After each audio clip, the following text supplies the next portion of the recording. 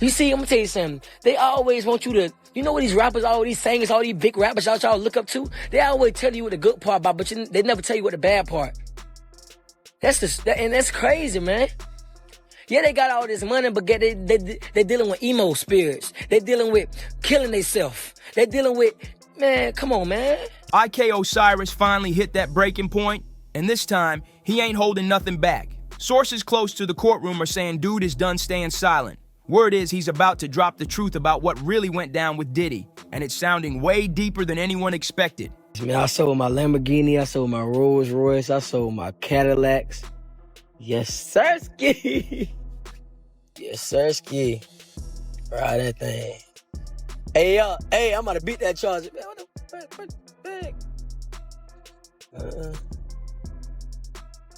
I ain't gonna lie. This thing humble yourself. I ain't gonna cap to you. I got a floss for you, nigga. Nigga, God, I ain't got a floss for you, man. Yep. Let's rewind to 2021. Both YK and Diddy were in Jamaica. Yeah, that trip. Sounds normal at first, right? Two celebs in paradise, but nah. This wasn't no casual island getaway. At that time, YK was struggling bad. He just hopped on Instagram talking about how he had to sell his Lamborghini, his Rolls Royce, and even his Cadillacs. He straight up told his fans to humble yourself. Bro was going through it. Yeah, cause nobody would ever say that one. Oh, yeah. So here goes Envy. They said he was Diddy's boy toy. Yeah, What? I was in Jamaica with him. Oh, I see it now. See? I was in YK Jamaica with Osiris him. in Jamaica with his alleged boo Diddy. See? So how in the world does a man who just offloaded all his luxury rides and was drowning in debt end up relaxing in a high-end villa in Jamaica like he's living his best life? That's when people started side-eyeing the whole situation. Something wasn't adding up. YK was flexing on the gram like he was on some solo healing retreat. Peaceful vibes, palm trees, deep thoughts. But then, boom, he reposted a pic of Diddy, shirtless in the pool, throwing up the prayer hands emoji like it was some kind of spiritual moment. That had folks raising eyebrows fast. Then it got even wilder. Make it with Diddy though? He said yeah. No. Oh, okay. I was with a shawty. All right, but Diddy was there. No, he was a whole other different. Oh, so they just made this up? Yeah, they made it up, yeah. Oh, Lord have mercy. Yeah, he was in a whole other different area. Like, he was like, Have you ever met Diddy? yeah. Okay, did he ask you to party? Yeah. Party? Man. Don't maybe put his fantasies on you. Bad tonight. Nah, man. Every time I went to Diddy, that man's the vibe. That must be Diddy bopping. YK posted a massage pic, naked, with a caption saying, listening to that Diddy, eating that good fruit, and loving the beautiful weather. Like, what? Good fruit, huh? Yeah, sure, but that ain't all. He hit us with another photo, this time leaned over a plate of tropical fruit, lips parted, eyes soft, looking like he was modeling for an exotic ad. And the craziest part? People started whispering that Diddy himself might have been the one behind the camera. From there, the streets went on alert mode. One person even said, I told myself, the second I didn't see a single woman or even a mention of family, I knew a man sponsored that trip.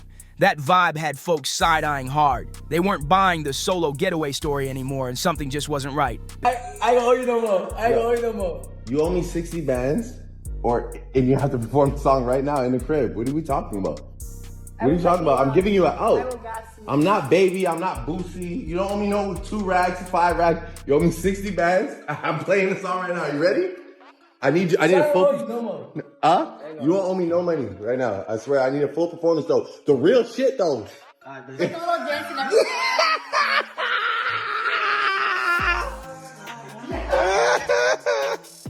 serious. You just gotta be ready. Oh, again. And just when the gossip hit peak levels, YK's baby mama came in swinging. She jumped on her story and dropped a post that had everybody clutching their phones. Stop asking me what happened with my BD. I caught him with a man. Boom. That's what YK's baby mama dropped. Straight no chaser. This wasn't no random fan theory. This came from someone who'd actually been in his life. And after that bomb, things spiraled fast. Then came the Breakfast Club interview. And it was a whole mess. Charlemagne ain't hold back. He brought up the rumor that YK was Diddy's boy toy, and man, YK folded on camera. He started grinning way too hard, pulled his hoodie over his head, couldn't make eye contact to save his life. He said no with his mouth, but his whole body was screaming, there's more to the story. That moment had people feeling weird.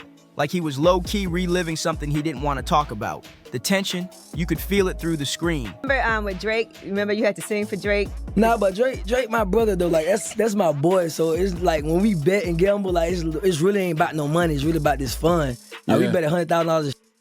But we like it's like really like brother love. Like, you know, that's my boy. Win? But it didn't stop with Diddy. Once folks started connecting dots, Drake's name came sliding into the mix. Whisper's been around for a minute, real quiet but steady. And when that video came out showing Drake pressing YK to sing after losing that $60,000 bet, people started looking at it different. The way Drake leaned in and applied that pressure didn't sit right with a lot of viewers. Later on, YK tried to play it off. He said it was just love between homies. Then boom, as another clip hit the timeline, YK caught on camera doing sit-ups on Drake's private jet. But this wasn't no fun and games vibe. He looked mad uncomfortable. Not like he was goofing around, you know, more like he ain't even have a choice. You're struggling? You're struggling?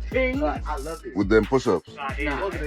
One user straight up called it a humiliation ritual, saying some sick stuff be happening that we don't even see off camera. Another chimed in, looks like they got him doing all kinds of strange things. And honestly, it's hard to brush that off when the patterns keep repeating. YK's name always ends up in these viral clips, and every single time he's getting clowned, embarrassed, or put in some awkward spot where everybody's laughing at him, not with him. It's like they keep setting him up to be the joke. And just when folks thought it couldn't get more weird, Drake posted a pic of YK's brand new haircut, a cut clearly inspired by that Certified Lover Boy album. But the caption, red, burnt the F out. You really one of one, YK Osiris. Man, stop playing. Only I can do this, me and the boy. Stop. Not long after all that chaos, YK took things to another level. He went and tattooed Drake's OVO owl right on his leg. Yeah, the same logo that reps Drake's whole empire. At that point, the vibes were just getting weirder and weirder, and something was off, and people could feel it. Then it all started clicking when YK went live and broke down on camera, and this wasn't no act. Man was shattered. He let it all spill. Said straight up he didn't want to be here no more. He talked about the demons chasing him, how the music industry dried up for him, and how he felt like nobody in the game had his back. This wasn't clout chasing. It was real pain coming from deep inside. But it didn't end there. As your boy YK Outside, man, shout out to all Urban Central. Shout out, yeah. Not long after that, he jumped on another emotional live and went off. This time, he started exposing the underbelly of the industry. Said rappers be lying when they say their success is a blessing from God, when in reality, they're worshiping something else entirely. And that's when the darkness really started to creep in. The theory that shook everything up, multiple blogs and so-called insiders started whispering that Diddy and a few others weren't just out here doing things for clicks or flex. Like I say, you can't use Drake with me, you can't Lil Baby because they don't with me no more. So you please don't use that. You haven't seen me around Drake in a minute. Or Lil Baby. A long time. So let's get that out the door. Please don't use that no more. Like, I'm not a leecher, like, for a reason. But like, I want to die. Like, I want to myself. I want to like leave this earth. I don't have no friends. Y'all see who I'm with. Nobody. I'm nobody. Nobody nearest me. Nobody around me. Nobody is like near me. Allegedly, this mess goes way deeper than what we see on the surface. It ain't just about parties and flashy trips. Word is, there's a whole twisted system behind the scenes. They say powerful people in the industry target young up-and-coming artists, luring them in with international vacations, luxury shopping, and expensive gifts. They make it look like friendship, like mentorship. But once they gain full trust, that's when the real game begins.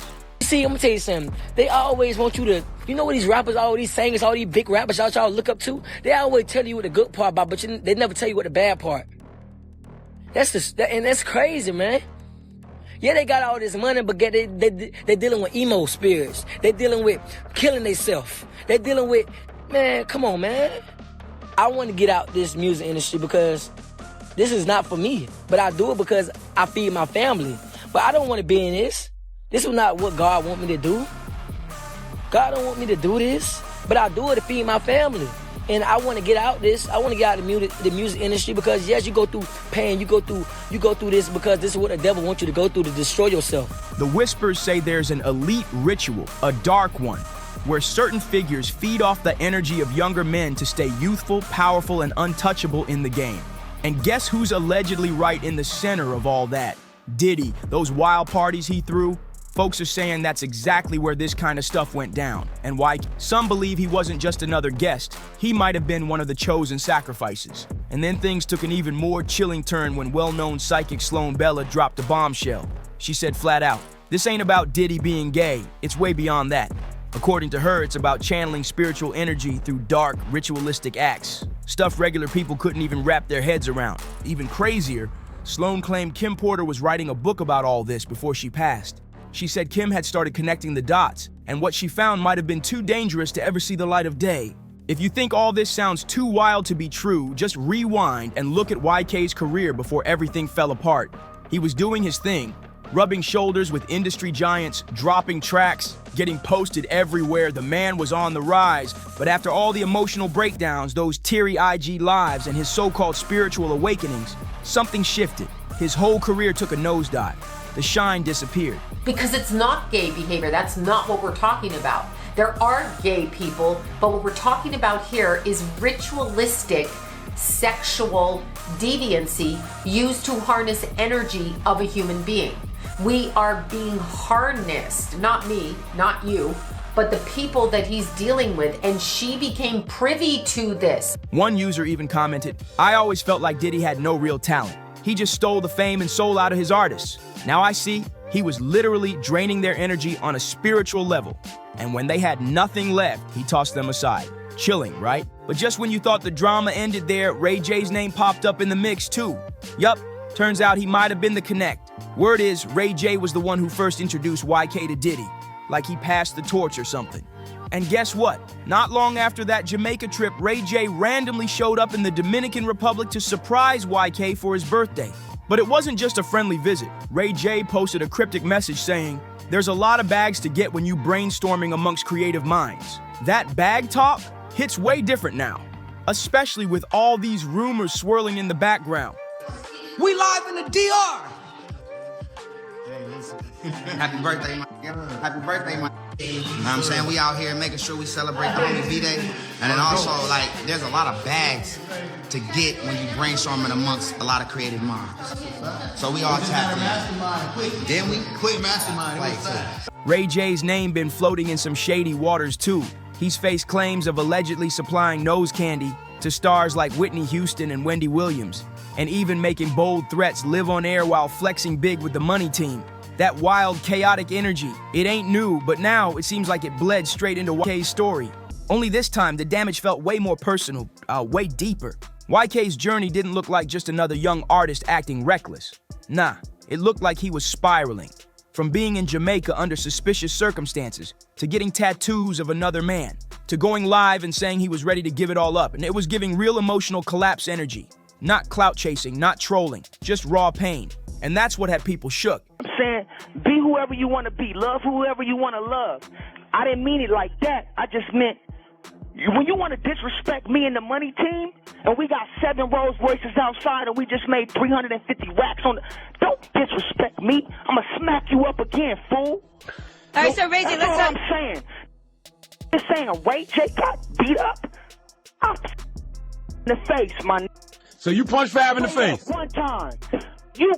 This wasn't a career slip-up. This felt like a cry for help from someone who got swallowed by a machine that only values you for what you can provide and tosses you when you've got nothing left to give.